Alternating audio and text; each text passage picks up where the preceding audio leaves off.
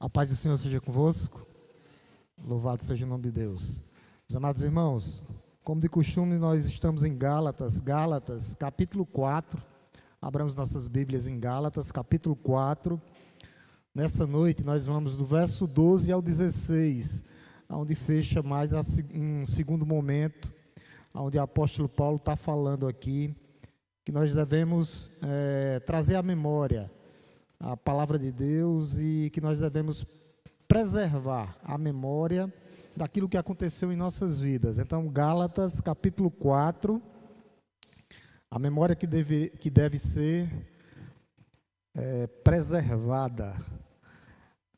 Gálatas, capítulo 4, dos versos 12 ao 16. Eu gostaria de ler e que os amados irmãos acompanhassem a leitura em nome de Jesus. Gálatas, capítulo 4, dos versos 12 ao 16. A palavra de Deus nos diz assim nessa noite, a partir do 12, tá? Nos diz assim: sejam como eu sou, porque também eu sou como vocês. Isto é o que lhes peço, irmãos.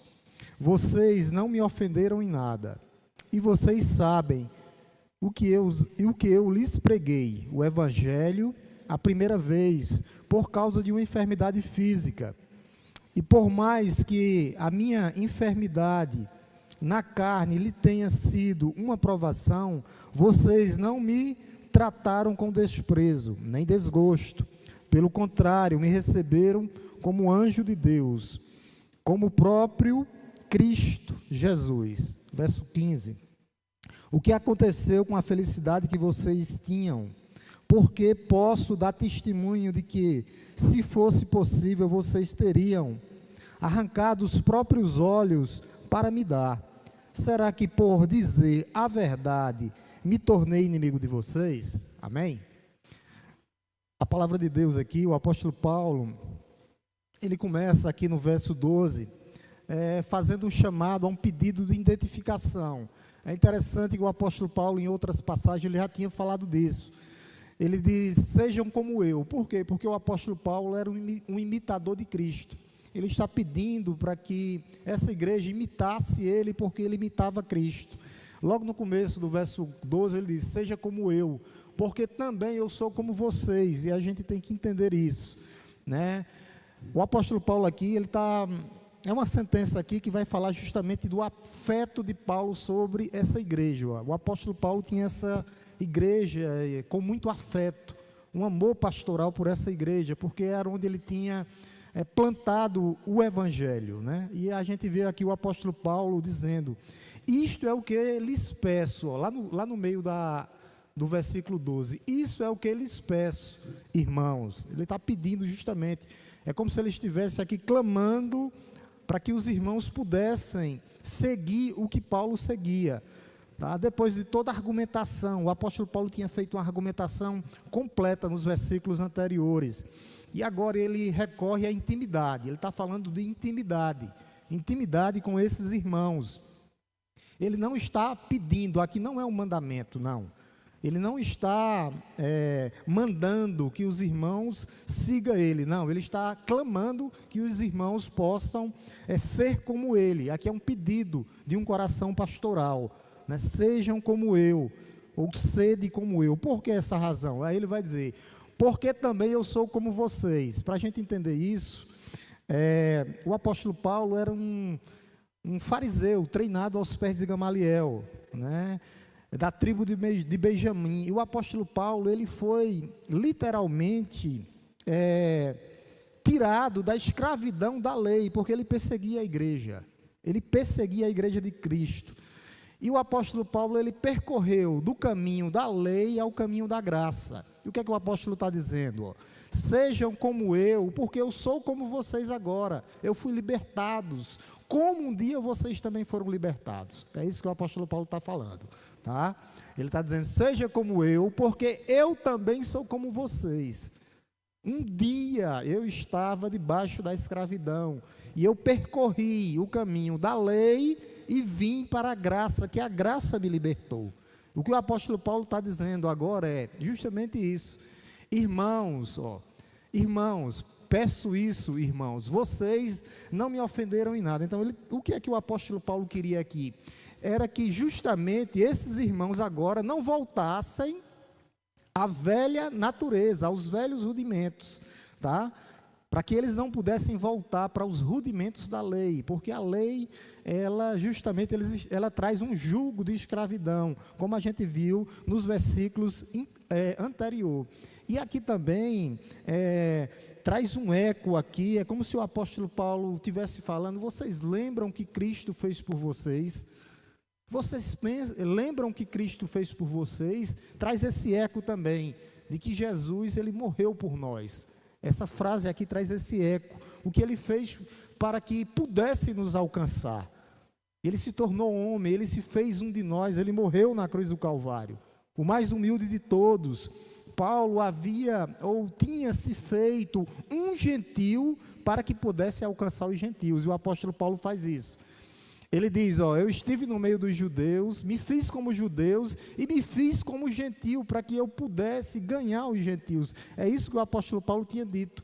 Ele se fez um deles para que pudesse alcançar aqueles gentios.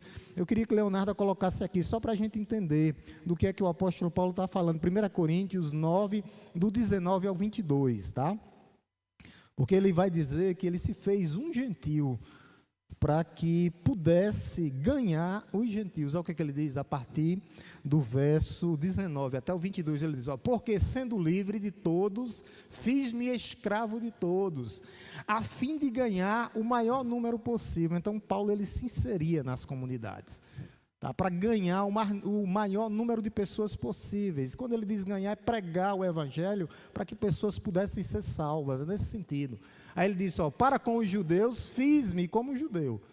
O apóstolo Paulo já tinha sido liberto da escravidão, e ele se entrosa novamente nos judeus, para que pudesse ganhar os seus patrícios, os seus irmãos de nascença, que eram os judeus, para ganhar os judeus, para que vivem sobre o regime da lei, como se eu mesmo assim vivesse, Paulo se entrosou naquela cultura novamente, que ele já dominava, para pregar Cristo, para mostrar Cristo através das Escrituras, como se eu mesmo vivesse, para ganhar os que vivem debaixo da lei. Quem? Os judeus. Embora eu não esteja debaixo da lei, porque Paulo sabia que a lei condenava. Olha o que é que ele diz em seguida. Ao sem lei, que é quem nós, os gentios, como se eu mesmo fosse. Então, ele entrou no mundo judaico, ele já entendia, mas ele voltou para trazer Cristo através das Escrituras. E agora ele se faz como os gentios, né? Não estando sem lei para com Deus, mas debaixo da lei de Cristo, para ganhar os que vivem fora do regime da lei. Então, ele se entrosou, aqueles que viviam debaixo da lei, ele entrou no meio novamente para pregar para seus irmãos e para os gentios.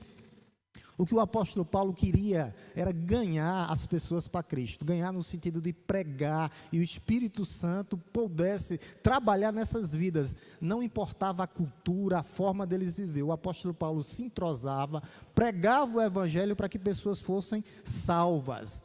E ele termina no versículo 22, fiz-me fraco para com os fracos, aqueles que não entendiam da palavra de Deus, tá? Que não é fracos porque tem crentes maior e crentes menor, não. E a fim de ganhar os fracos, fiz-me tudo para com todos, a fim de que todos os modos salvar alguns. O apóstolo Paulo, que sabe que é o Espírito Santo, ele sabia que alguns, nesses grupos que ele ia se inserir, alguns iam ser salvos. Então Paulo, ele deixa aqui suas prerrogativas culturais e religiosas, para servir a quem? Aos outros, para pregar a palavra de Deus, para que outras pessoas fossem salvas, alcançadas. E essa é a função da igreja.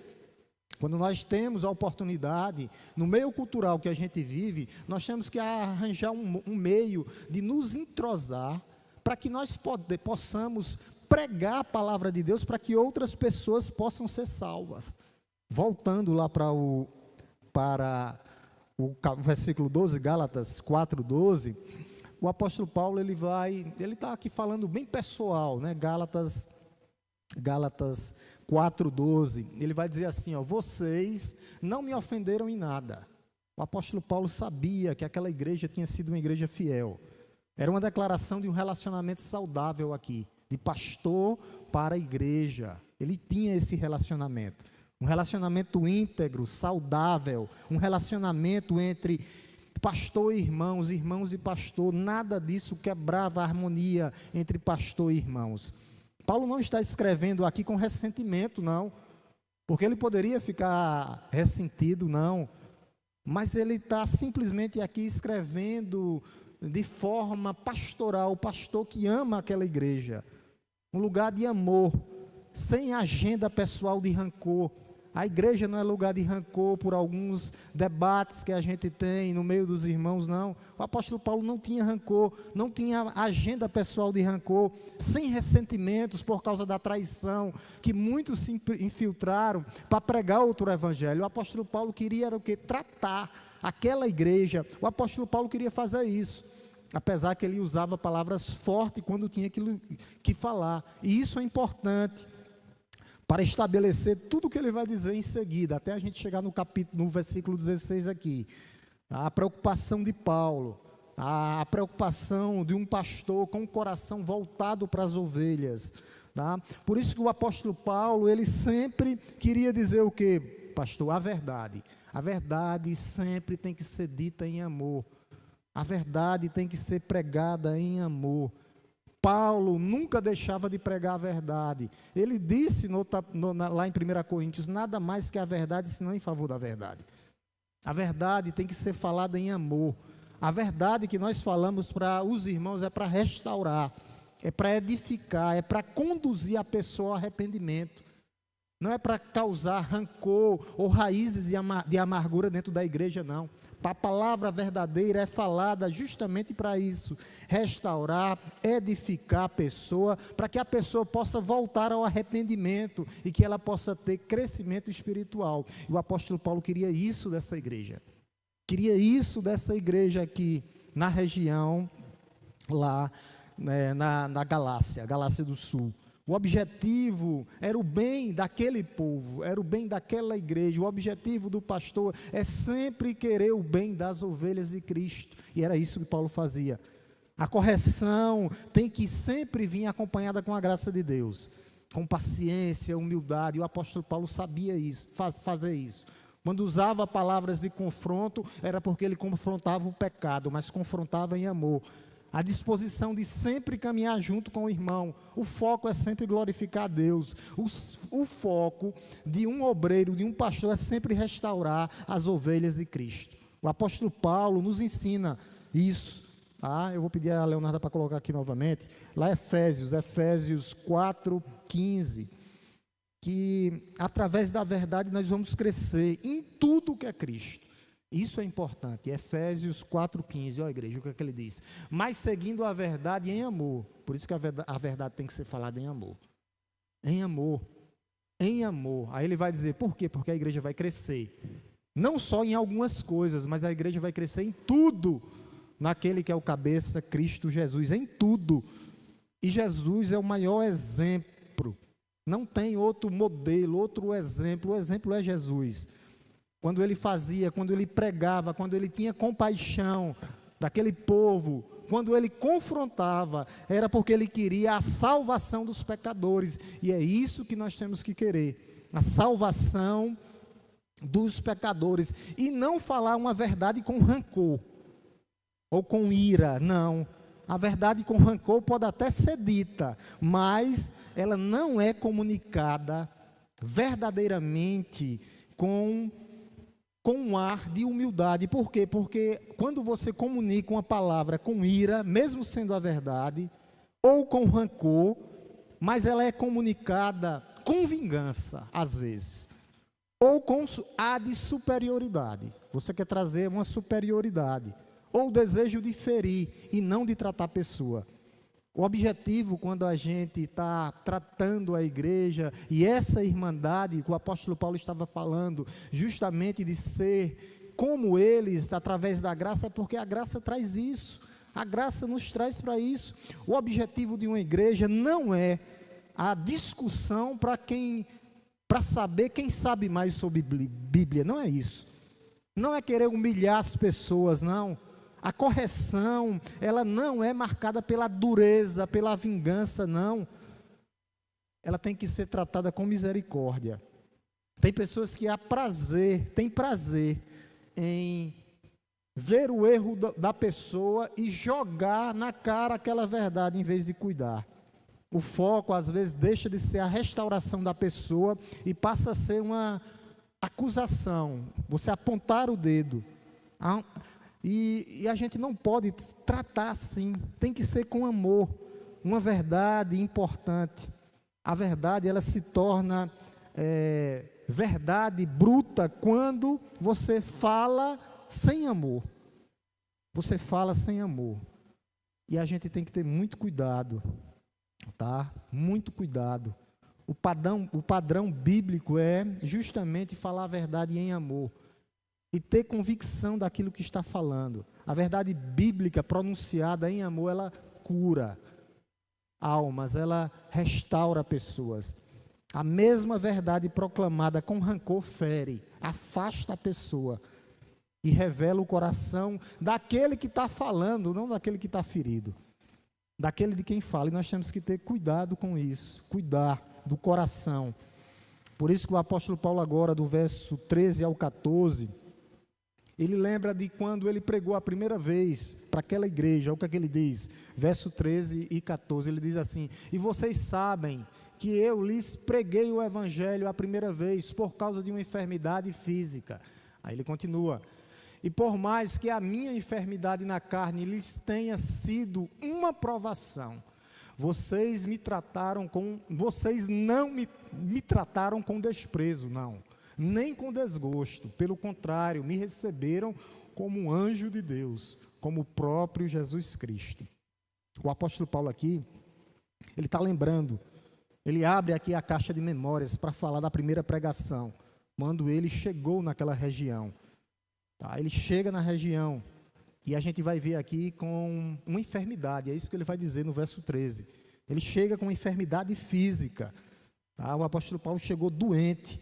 A palavra usada aqui é justamente uma fraqueza na carne, uma enfermidade física real e visível. Vai dizer enfermidade física. Praticamente todos viam a forma que o apóstolo Paulo chegou. O apóstolo Paulo chegou ferido. O apóstolo Paulo chegou doente. Há um debate histórico, né, de algumas teorias que falam sobre justamente que Paulo, praticamente ele tinha um problema de visão. Quando você vai para o versículo 15 aí, ele vai falar sobre isso, né, que o que aconteceu com vocês, ó, versículo 15, o que aconteceu com vocês que tinham, o que aconteceu com a felicidade que vocês tinham, é uma pergunta. Porque posso dar testemunho de que, se fosse possível, vocês teriam arrancado os próprios olhos para me dar. Então, ele tinha uma deficiência visível, né, nos olhos, na vista. Isso aqui deixa. E lá no capítulo 6, o apóstolo Paulo fala disso também, lá no final da carta, capítulo 6, verso 11, que ele teve que escrever a carta com palavras grandes do próprio punho, porque provavelmente ele tinha a vista apurada. Olha o que ele diz aqui: vejam com que letras grandes escrevi a vocês de próprio punho. Então isso aqui os autores acham que o apóstolo Paulo tinha um problema de vista.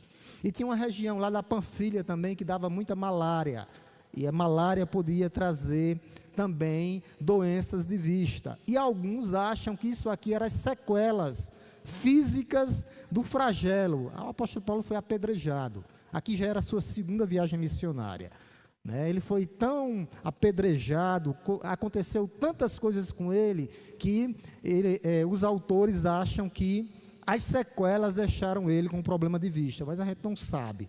Independentemente da enfermidade, a condição de Paulo aqui representava, no contexto cultural, a gente tem que ir lá para o contexto. Tá? No mundo greco-romano, o que era que acontecia? Uma doença crônica. Frequentemente, aquela época ali, eles colocavam como se alguém tivesse uma doença crônica, como era lepra, na época, um exemplo, né, a lepra, como se fosse um sinal de maldição divina. E o apóstolo Paulo chegou lá cheio de doenças físicas, né? Fisicamente doente, debilitado, e corria um sério risco de nem ser recebido pelaquela região. Ele corria um risco, porque o apóstolo Paulo, visivelmente, ele estava doente, fisicamente doente. E o apóstolo Paulo diz aqui, justamente no verso, voltando no verso 14, ele vai dizer que ele chegou a ser uma provação para aquela igreja. Olha o que é que o apóstolo Paulo, ele diz assim, ó, que tenha sido uma provação para vocês. O apóstolo Paulo, naquele momento ali, a palavra no grego aqui é provação ou literalmente tentação. Era uma prova, para que, era como se fosse o apóstolo Paulo naquele momento era como se fosse uma pedra de tropeço. Ele poderia trazer, é como se ele fosse escândalo, a forma que ele chegou lá, doente fisicamente, a condição física doente, uma razão, a palavra aqui no grego é que aquele povo tinha razão para desprezar Paulo. Tinha razão para desprezar Paulo. E essa palavra é carregada disso. Os Gálatas, eles não desprezaram Paulo. Ó, tenha sido uma provação. Aí ele vai dizer, vocês não me trataram com desprezo. Não, ao contrário, o que foi que eles fizeram? Eles receberam Paulo, ó, eles me receberam. E a gente tem que aprender a receber as pessoas diferentes dentro da igreja. Porque muitas pessoas chegam, quando chegam aqui na igreja, principalmente os novos convertidos, eles chegam com alguns traumas, eles não sabem, não entendem. Aqui o apóstolo Paulo está falando de doença física, e nós temos que aprender a recepcionar essas pessoas, né? A imagem aqui é extraordinária, a mensagem era tão clara e tão sobrenatural aqui, que eles receberam o apóstolo Paulo como um anjo de Deus, um anjo de Deus. Tá? Um anjo de Deus, eles recepcionaram, abraçaram aquele homem. É algo sobrenatural. Isso tem origem do Espírito Santo na vida desse povo aqui dos Gálatas. Era algo que eles viram em Paulo, algo palpável, apesar de Paulo, apesar da doença física de Paulo. Isso vai mostrar, meus amados irmãos, que nunca é o mensageiro, nunca é o físico, não. A origem da salvação nunca é o físico, nunca é o que a gente vê, não, é a mensagem. O que importa não é o mensageiro, mas a mensagem. O apóstolo Paulo é um homem digno, um homem que levou a palavra de Deus, por isso eles recepcionaram como um anjo. Os Gálatas aqui, eles viram que o apóstolo Paulo era um vaso, mas que o evangelho que ele pregava era um tesouro. E eles receberam Paulo porque eles receberam o evangelho da graça de Deus, que salva, que restaura, que renova. Apesar de Paulo, não era Paulo, mas era o evangelho que ele levava. E ele foi recepcionado, ele foi recebido, reconhecer aquele tesouro, o evangelho que o apóstolo Paulo levava, apesar da fragilidade do vaso, fisicamente doente, fisicamente abalado, com problema de vista. Aparentemente o apóstolo Paulo estava ali. Então nunca é a mensagem humana, nunca é, mas é a mensagem divina. Por isso aqui o apóstolo Paulo, ele praticamente está trazendo uma metáfora. Vocês não me desprezaram, não. Isso mostra o propósito de Deus, que toda glória é do Criador e não da criatura. Toda glória é a mensagem que produz glória, e não o pregador, não o pastor. Tá? Mas eles receberam o pastor bem, abraçaram o pastor, abraçaram os obreiros. Tá? Isso aqui a gente traz alguns contrastes com a fragilidade. O apóstolo Paulo aqui é a personificação de um vaso de barro. Vaso de barro. Vaso de barro. Ele possuía naquele momento ali as suas limitações, enfermidade, físicas, altas enfermidades. Chegou à região da Galácia carregando as marcas das provações. Eu estou sendo uma prova para vocês. Vocês estão sendo testados em me receber. O Evangelho aqui mostra justamente o contraponto, que a mensagem foi recebida, que o mensageiro foi acolhido. Quando nós temos uma visão dos Gálatas aqui, o apóstolo Paulo está com suas debilidades físicas, poderia ter sido rejeitado, como muitas pessoas às vezes rejeitam as pessoas, rejeitado, mas ele não foi rejeitado, ele foi recebido. A palavra é: me receberam como um anjo de Deus, como o próprio Cristo. Que coisa! Se nós pensarmos nas pessoas e recebermos as pessoas como Cristo, isso vai mostrar o nosso amor. A prova de amor, o impacto na região vai ser isso. Os Gálatas acolheram o apóstolo Paulo como se ele fosse um anjo de Deus e como o próprio Senhor. E isso mostra o poder do Evangelho. O Evangelho é real na vida das pessoas. E nós temos que cuidar das pessoas. E às vezes tem que trazer algum sacrifício para as nossas vidas. Nós temos que estar a ponto de sacrificar alguma coisa. Nós temos que estar dispostos.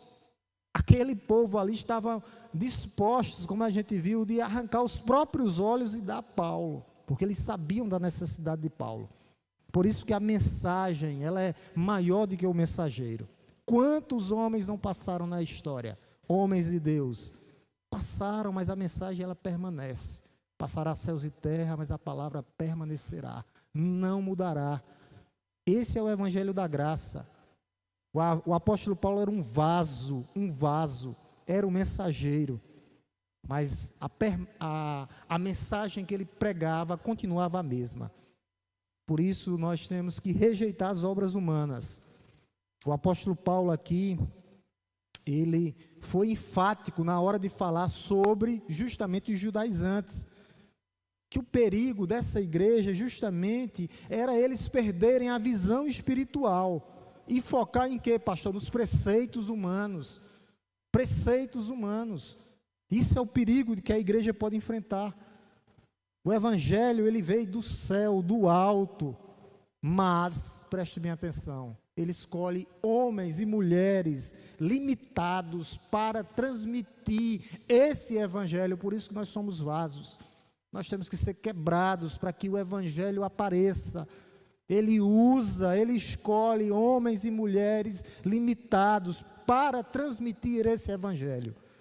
Quando a igreja foca no tesouro, a comunhão, a fé vai se fortalecer dentro da igreja. Porque nós estamos focando no tesouro, o poder extraordinário que provém de um Deus único e verdadeiro. Provém dele. Por isso nunca foi, o apóstolo Paulo bate nas suas cartas, ele vai dizer isso lá em 1 Coríntios, eu plantei, Apolo regou, mas quem dá o crescimento é Deus. Ele vai dizer, de modo que quem planta e quem rega não é nada, mas Deus é tudo e é Ele que dá o crescimento. Ele vai dizer com essas palavras, o que rega e o que planta e o que rega não é nada, mas é Deus quem dá o crescimento. É Deus. Por isso o apóstolo Paulo não foca nada no ser humano, ele foca na mensagem. Por isso que nós temos que formar uma nova geração, para que essa geração que venha possa formar outras, e outra e outra. Isso traz uma lição profunda para nós que recebemos a palavra de Deus. A pregação eficaz não depende da qualidade do pregador, mas depende da operação do Espírito Santo de Deus, e depois a qualidade é que se junta, porque são os frutos é que vão ser a recepção da palavra, é ela que tem que ser guardada, não é recebida por causa de eloquência, por causa de palavras bonitas, por causa da aparência do mensageiro, não é por isso, mas tem que ser pela fidelidade de Cristo, a fidelidade das Escrituras, porque todas as demais coisas são consequências e são frutos da fidelidade a quem, pastor? Da fidelidade a Cristo. Da fidelidade a Cristo, meus amados irmãos. Por isso que o apóstolo Paulo sabia e dizia, né, eu plantei, Apolo regou, mas quem dá o crescimento é Deus. Não é o que planta, não é o que rega, mas quem dá o crescimento que é Deus, ele vai dizer. É isso que importa e é isso que vai ficar marcado na vida de uma igreja. E tem que ser isso que tem que ser memorizado. Por isso que Paulo sabia da generosidade dessa igreja com ele. Uma igreja que sempre apoiou o trabalho de Paulo. Uma igreja que abraçou Paulo no pior momento da vida dele, na hora da enfermidade. E foi na hora da plantação da igreja. Eu sei como vocês me receberam. Aí agora o apóstolo Paulo, ele traz um contraponto, que o apóstolo Paulo é assim, ele elogia e depois ele vem e corrige, porque tem que ser assim, a correção tem que vir. Olha o que ele diz justamente no verso 15, ele falou, né, da fidelidade dessa igreja, a fidelidade da pregação, e agora ele vai trazer uma exortação em amor. O que aconteceu com a fidelidade de vocês, que vocês tinham? É uma pergunta. Porque posso dar testemunho de que, se fosse possível, vocês teriam arrancado os próprios olhos para me dar. O apóstolo Paulo disse: o que é que está acontecendo com vocês? É uma pergunta retórica. O que aconteceu justamente o que aconteceu com a felicidade de vocês? Vocês eram homens e mulheres felizes, homens e mulheres de Deus. Aquela felicidade aqui, a palavra é felicidade profunda. O bem-estar espiritual transbordando, é isso no grego. Aquele estado de graça interior que vocês experimentaram quando vocês foram alcançados. O que aconteceu com aquela felicidade, com aquela alegria de vocês? O que aconteceu com aquela alegria, com aquela felicidade de vocês? O que aconteceu? O que é que está acontecendo? Era uma alegria que não dependia de circunstâncias nem das obras da lei, mas o que aconteceu? O que é que está acontecendo? Vocês estão querendo voltar para rituais? Isso aí vai trazer o que? Peso, que mata a alegria de vocês. Não é o que está fora, mas o que flui de dentro para fora. A alegria de vocês tem que estar no Senhor. O apóstolo Paulo está dizendo isso. O apóstolo Paulo está dizendo isso. A graça interior que vocês receberam no dia da salvação, quando vocês se firmaram no Evangelho, quando vocês olharam para Cristo, quando vocês olharam para a cruz de Cristo, era uma alegria que não dependia de circunstâncias, não, que não são mantidas, que a alegria verdadeira do crente não é mantida por rituais mecânicos, não, ela flui de dentro, daquele que habita em nós, o Espírito que habita em cada crente. Por isso que o apóstolo Paulo faz essa pergunta: onde está essa felicidade, essa alegria? Aonde está? Ela foi embora? Quando vocês começaram a construir um ritualismo dentro de vocês, sobre as próprias obras da lei, ou as suas obras próprias, porque acaba. Quando você está no esforço humano, quando você está fazendo da sua força, na sua vontade, no seu tempo, ou por obras da lei, a alegria do coração do crente diminui, porque não é mais graça, é peso, e a lei ela traz peso. Cadê essa alegria? Cadê essa alegria? Era clara, era transparente essa alegria de vocês. Isso foi embora, porque vocês estão vivendo por obras, ou por vocês mesmos, porque o sistema de mérito humano,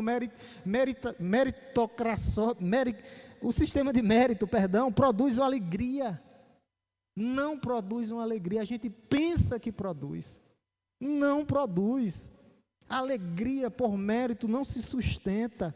Ela vai produzir, sabe o quê? Ansiedade, porque eu sempre vou querer mais. Eu não fiz pela graça para fazer boas obras. Eu sempre tenho que fazer, eu sempre tenho que estar no local, eu sempre tenho. Quando eu tiro a obra da graça de Deus, a alegria se afasta, a felicidade, o apóstolo Paulo usa aqui, a felicidade vai embora. Lá no capítulo 15, é isso que ele diz. Porque o sistema de mérito não produz uma alegria sustentável, não produz. Ao contrário, vai produzir uma ansiedade permanente, porque você nunca vai fazer o suficiente, você nunca vai orar o suficiente, você nunca foi bom o suficiente e nunca vai ser, porque é por obras, é um sistema de mérito,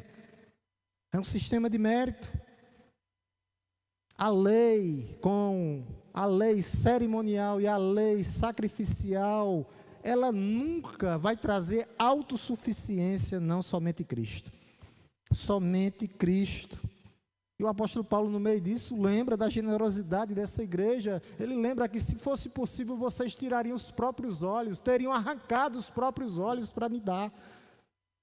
Ele sabe disso, mas ele pergunta: cadê a felicidade? Isso não é apenas uma expressão, não é.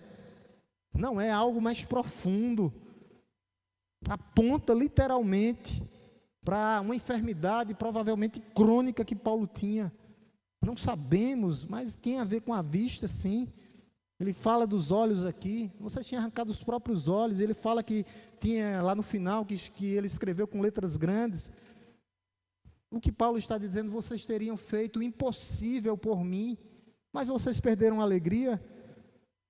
Esse nível de amor e generosidade tem que andar juntos. E o fruto do Evangelho é o que vai criar as raízes. O Espírito, quando habita exatamente em nós, vai trazer algo que esses homens faziam pelo apóstolo Paulo, algo sacrificial. Olhem para onde vocês estavam firmados, era graça, mas o que é que está acontecendo com vocês? Vejam os frutos que vocês já produziam. O apóstolo Paulo está dizendo isso, está chamando a atenção. Chamando a atenção. E agora vocês querem voltar para um sistema, sobre um regime que traz justamente peso? Não é assim que vocês têm que viver. O apóstolo Paulo está combatendo aqui, literalmente combatendo. E ele traz aqui, no último versículo, é um contraste, né? O paradoxo da mensagem fiel que tem que ser pregada. Olha o que é que ele disse aqui. Isso a gente tem que focar, isso aqui é algo profundo para a igreja. Tá? No verso 16. Será que por dizer a verdade me tornei inimigo de vocês? É uma pergunta, todas são perguntas retóricas. Provavelmente alguns estavam considerando Paulo um inimigo por dizer a verdade em amor. Porque a verdade, ela confronta. A verdade, ela confronta. É uma das frases aqui, que elas são universais. Paulo havia falado a verdade, havia dito a verdade. Ele não valida, nunca validou o caminho errado, do equívoco, da teologia. Ele não valida, Paulo não bate parabéns e não testifica o que está errado, não. Ele nunca valida. E agora, alguns irmãos lá tratavam o apóstolo Paulo como inimigo. Será? É uma pergunta, né? É retórica. Me tornei inimigo de vocês? Será que, por dizer a verdade, algumas pessoas nos acharão que somos inimigos? A lógica do engano acontece assim, meus amados irmãos. Quando alguém está investindo em sua vida emocional, tá? Quando está investindo e quando tira você daquela ilusão, às vezes você pode justamente ter uma visão errada. Uma visão errada do irmão. O irmão quer ajudar, quer dizer, não vai por aí não, porque aí é final de morte. A voz que expõe o erro, às vezes, pode parecer agressiva para alguns irmãos, mas não é. É simplesmente falando a verdade em amor. Não vá, não faça, não caia, não erre novamente. É como um médico, né, que diz: você precisa operar. E nós temos que fazer aquela operação, senão vamos morrer. É mais fácil ouvir isso do que simplesmente o médico bater nas nossas costas e dizer assim: ó, não, ele sabe que eu tenho que operar, mas tu vai tomar simplesmente alguns remédios e você vai ficar bom. Se só resolve com a operação. Só resolve com a operação, tem que operar, tem que fazer. Aí ele está batendo nas costas e dizendo: não, alguns medicamentos vai resolver tua vida, e não vai. Precisa haver uma operação. O pastor Paulo diz, tá?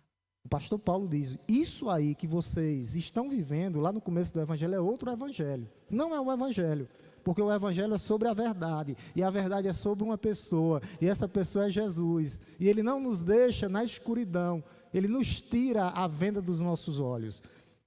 É mais difícil ouvir, né, do que dizer, eu chegar e dizer, bater nas costas e dizer, Deus entende o que tu está passando. De que eu chegar e corrigir em amor, não vá não.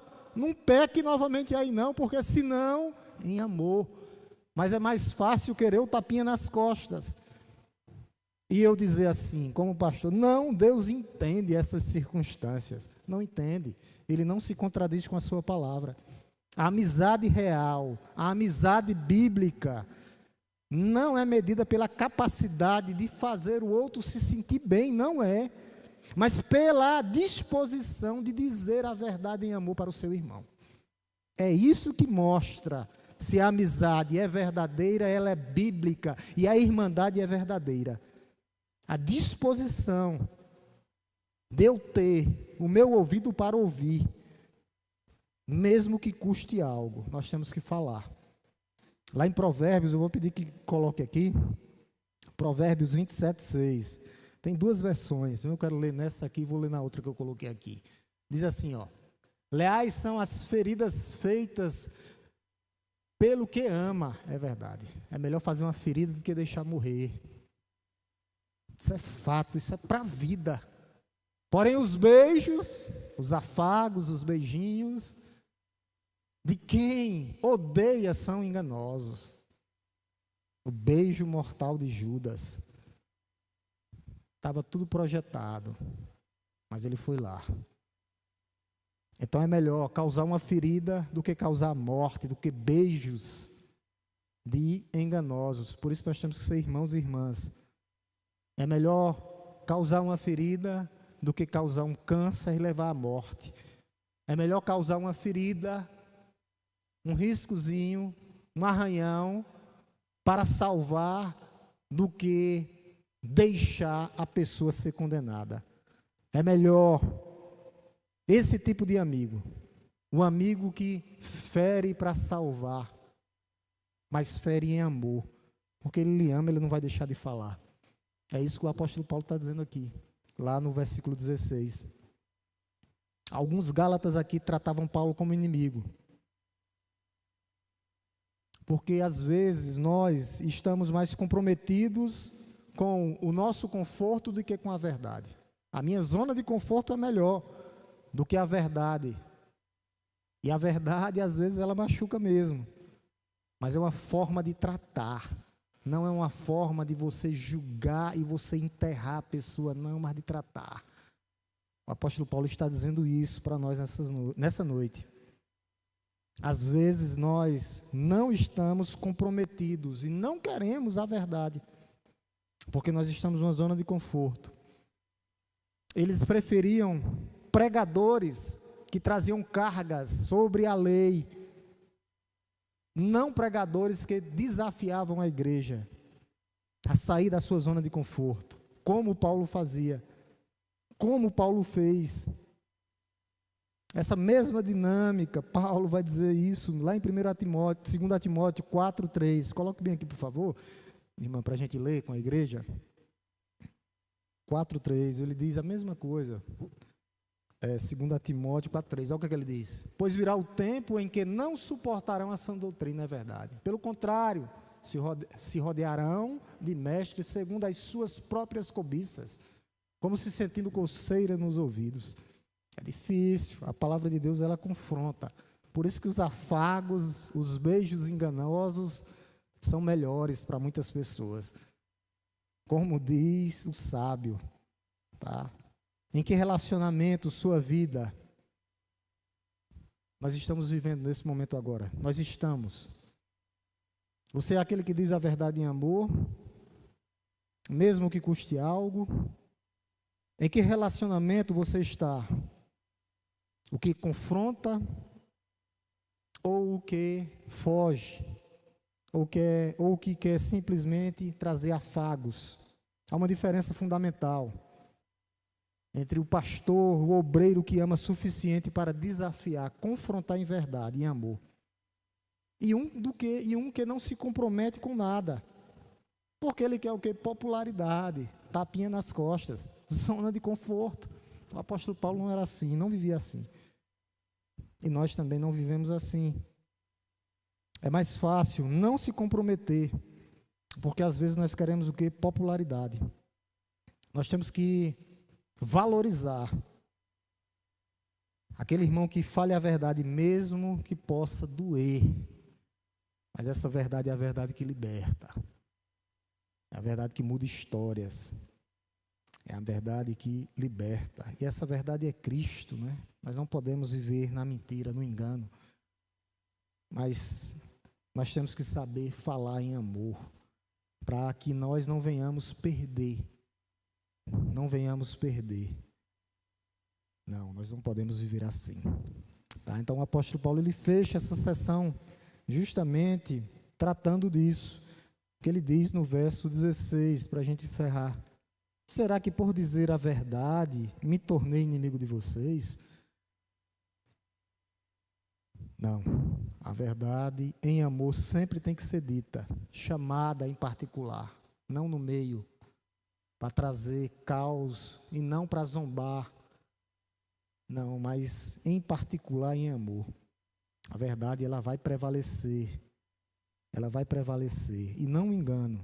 Porque aqueles que querem viver no engano é preocupante. É preocupante. É preocupante, meus amados irmãos. Nós temos a verdade. A verdade ela nos libertou. Ela chegou até nós. Tá? E nós temos que viver assim. Em nome de Jesus. Amém? Vamos abrir as perguntas. Tem alguém que quer fazer? A irmã aí está substituindo Janderson hoje, que não veio. Janderson sempre tem 3, irmão aí.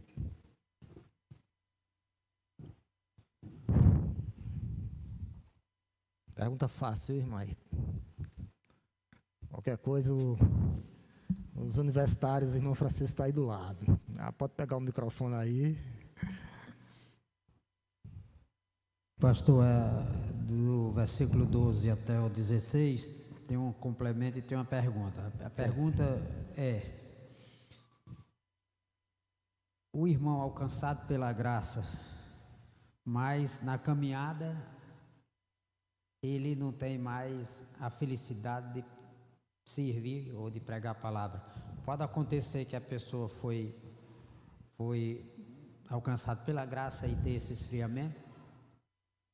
Boa pergunta. Vou responder a primeira e depois o irmão, se tiver mais algum, irmão segue, tá? Certo. Uma vez salvo, sempre salvo.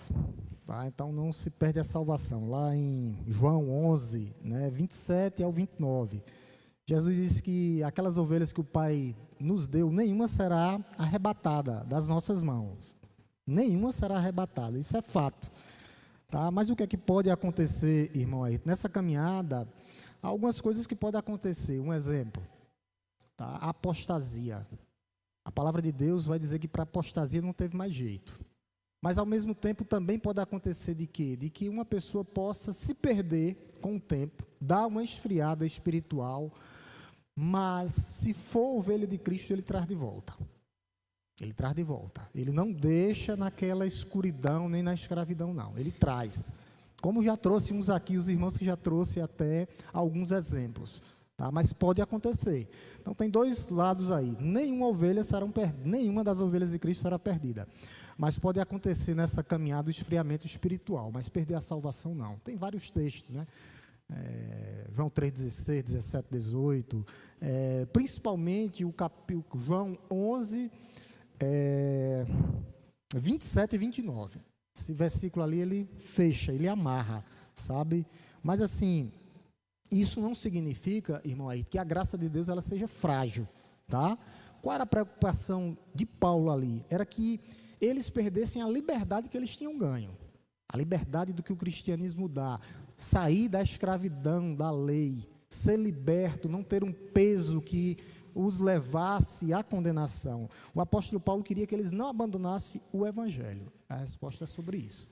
Mas Tiago não diz que a fé sem obra é morta? Pode Sim. acontecer da pessoa, na visão humana, que foi salvo pela graça ali, convive com a gente direto aqui e tudo, mas a gente não vê obra. Esse ponto é bom, porque os frutos que vai mostrar que nós somos salvos são as obras, né? Você tem que frutificar. frutificar. O apóstolo Paulo diz isso, né? Salvos pela graça mediante a fé para fazer as boas obras. E as obras são frutos para a glória de Deus. O complemento é o seguinte, é que Paulo aqui, mesmo enfermo, ele não deixou de pregar. Verdade. Né?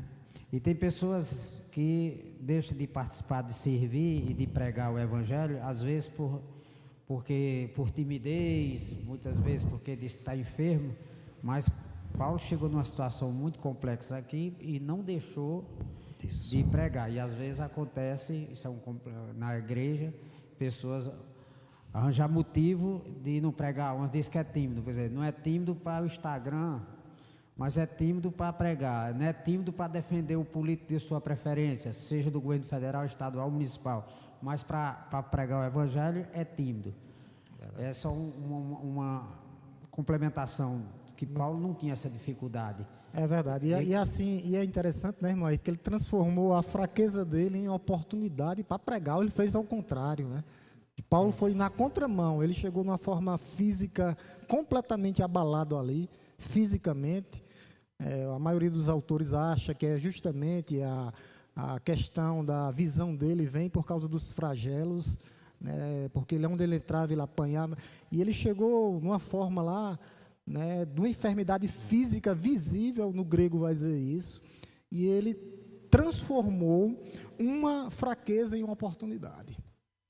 A gente vê que todo mundo aqui acho que já conhece Nick, né, que ele nem tem braço nem perna, ele usou só o tronquinho que ele tem, e é um dos maiores pregadores. Ele teve uns 10 anos aí, ele teve em Fortaleza e fez muitas pregações, e o testemunho dele é interessante.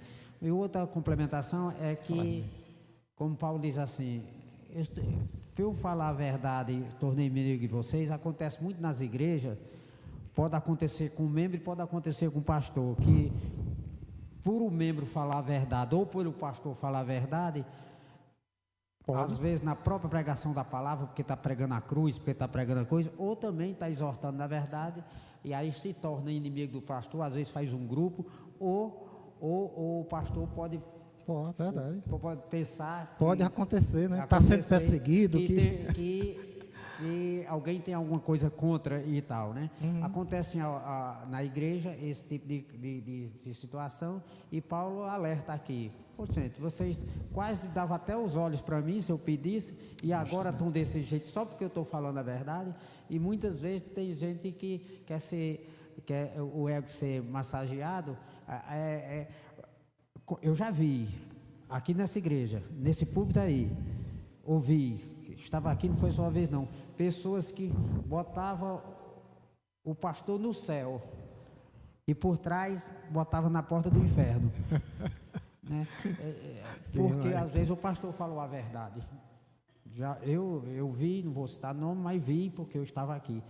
Então é interessante Paulo dizer que a verdade, doe quem doer, tem que pregar a verdade, porque eu só acredito que a pessoa é nascida de novo se ele aceitar uma verdade para melhorar a vida dele espiritualmente, não pelo o massageamento, porque muitas vezes a pessoa não tem humildade suficiente para ser confrontada, e às vezes a pessoa está fazendo um bem muito grande àquela pessoa, né? Eu vou até trazer o ponto que eu botei aqui em cima, né? O ponto que eu disse, eu coloquei assim: a verdade em amor busca restaurar, edificar e conduzir a pessoa ao arrependimento e ao crescimento espiritual. O objetivo da verdade é sempre o bem do outro. A correção é acompanhada de graça, paciência e humildade. A disposição... Pode terminar, irmão. E para finalizar, a gente conhece um homem na Bíblia que começou bem e terminou mal. Saul começou bem e terminou mal. Paulo começou mal e terminou bem, né? A gente vê aí os dois contrapontos que... enfim, por conta de quê? Por conta de ter a felicidade de pregar o evangelho e também de confrontar a verdade. Saul não quis a verdade, Paulo admitiu a verdade depois, né? E Paulo foi um dos responsáveis pela morte de Estevão, e depois morreu, assim como Estevão morreu pelo evangelho, depois ele morreu pelo evangelho, né? E a intenção, como eu falei, a verdade, né, não é vencer discussões, como tem hoje aí as pessoas que têm os obreiros aí de YouTube, né, que vive para debater tudo, né, e a intenção não é quem vai ganhar uma discussão, não, é buscar a restauração da pessoa, sempre isso. As pessoas têm aí que vivem nas redes sociais brigando, né, e às vezes também as pessoas têm o ar de superioridade e quer o quê? Ao mesmo tempo expor a outra pessoa. Isso é um perigo, né? Porque ele se sente superior e em vez de falar a verdade em amor, não, ela vai trazer ali expondo a pessoa, né? Um irmão que se sente, ou até o pastor mesmo, se sente superior, vai querer trazer uma verdade como absoluta, que é bíblica, mas para expor. Isso não é o que Cristo diz, não. Não é. A verdade é para restaurar. A verdade é para edificar. A verdade é para curar. A verdade é para conduzir a pessoa ao arrependimento. E nunca para querer humilhar a pessoa. Porque tem pessoas também que se sentem assim. Aí tem os dois lados, né, irmã, da coisa. Você está falando em amor e a pessoa, não, ele está querendo ser o superior. Não, e você falando, meu irmão, o caminho não é esse. E ao mesmo tempo tem pessoas que querem o quê? Expor a pessoa. Pegar a pessoa numa pegadinha. Né?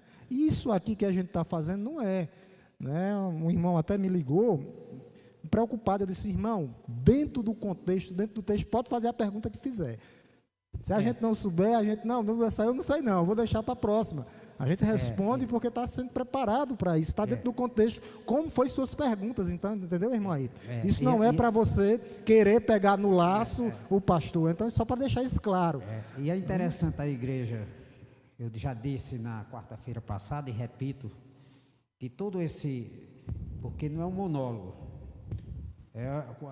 até na vida secular, se você vai para uma aula, não é só o professor que fala, o aluno chega e diz assim, eu não estou entendendo essa conta de matemática ou esse advérbio lá em português. Então, na escola bíblica, aqui no ensino, pergunta e resposta, não é para... O aluno ele não vai medir a capacidade do professor, no caso aqui do pastor. É exatamente porque a pergunta de um tira a dúvida de outro. Agora, é interessante saber que a pessoa também tem que cuidar qual é a motivação de fazer a pergunta, porque se não for bem dita, Deus sabe. Aí termina a pessoa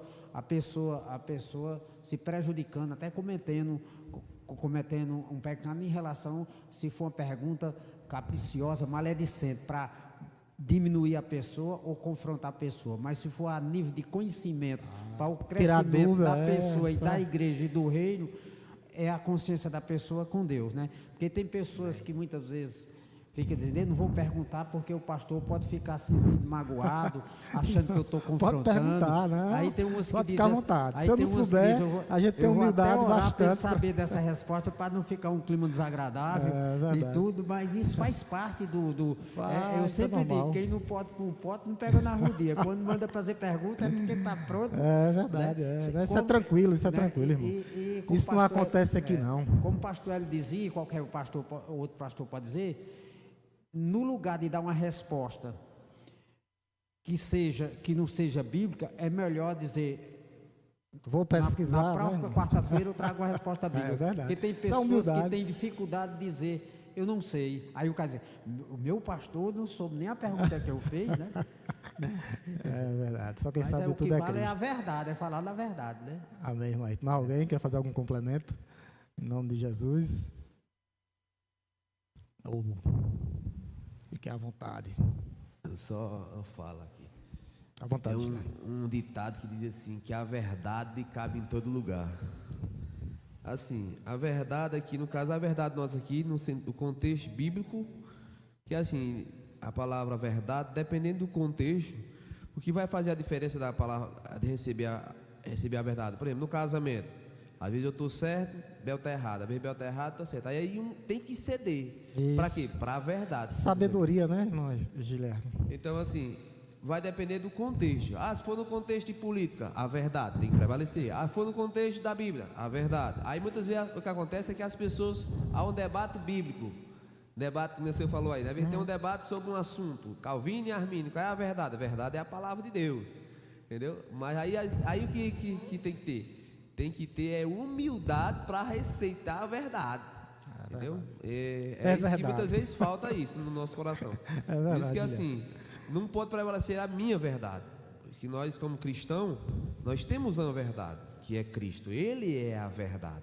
É verdade. E aí, às vezes eu começo lá em casa Marbel, às vezes até alguns assuntos eu digo, não, meu parâmetro é a Bíblia, eu vou logo, como eu estou quase 24 horas conectado com a Bíblia, quase toda hora eu estou lendo alguma coisa, quase toda hora, hoje por causa do celular, e aí eu estou quase conectado 24 horas com a Bíblia. Então quando a gente vai começar algum assunto, aí eu digo, não, mas a Bíblia diz assim, já vem com a Bíblia, é claro, que assim, eu vou logo vendo nesse contexto. O parâmetro é a palavra de Deus. Não é que eu sou religioso, é porque eu vou nesse sentido, penso logo assim.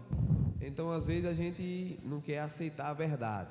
Mas aí é assim que não dá. Então, mas no contexto que nós estamos aqui, a palavra, né, a verdade. Paulo estava ali, ele pregou o evangelho, depois os irmãos teve questionamento, e aí ele viveu a verdade. E outra coisa, a gente tem que viver essa verdade e ser humilde quando for confrontado. Se alguém me confrontar o Senhor, e é assim, não é que vai confrontar mas claro, vai ter isso. E o pastor Hélio nos ensinou isso. Ele dizia assim, não acredite no que eu estou falando, examine. E às vezes a gente... É a palavra, né? O crivo é a palavra de Deus, né? E a gente está aqui, a gente aprender. Crescendo. Uma das coisas que eu aprendi na teologia foi isso. Eu disse, irmã Ito, hoje, eu aprendi que eu não sei. Todo dia eu leio a Bíblia tem e algo aprendo novo. uma coisa nova. Essa é a maravilha da Bíblia. Todo dia eu aprendi que eu não sei. Todo dia, rapaz, eu tenho que aprender isso. E até para desconfiar, né, Giliato? Quando alguém diz que sabe de tudo, né? A gente já fica... Ninguém sabe de tudo. É verdade. Amém, gente. Mas o texto é muito bom. Louvado seja Deus pelas nossas vidas. E que nós possamos continuar com essa verdade que nos liberta. Vamos orar em nome de Jesus? Oremos.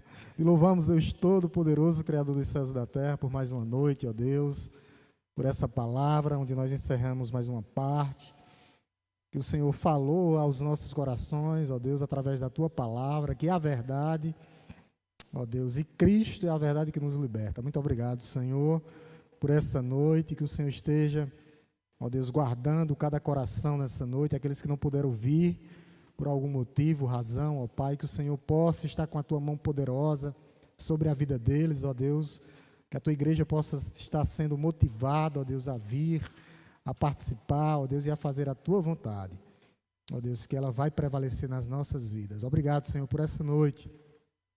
Obrigado, Senhor, pelas nossas vidas. Tudo isso nós te pedimos, ó Deus, e já te agradecemos, no nome santo e poderoso de Jesus. Amém? Deus nos abençoe, meus irmãos. Deus nos abençoe.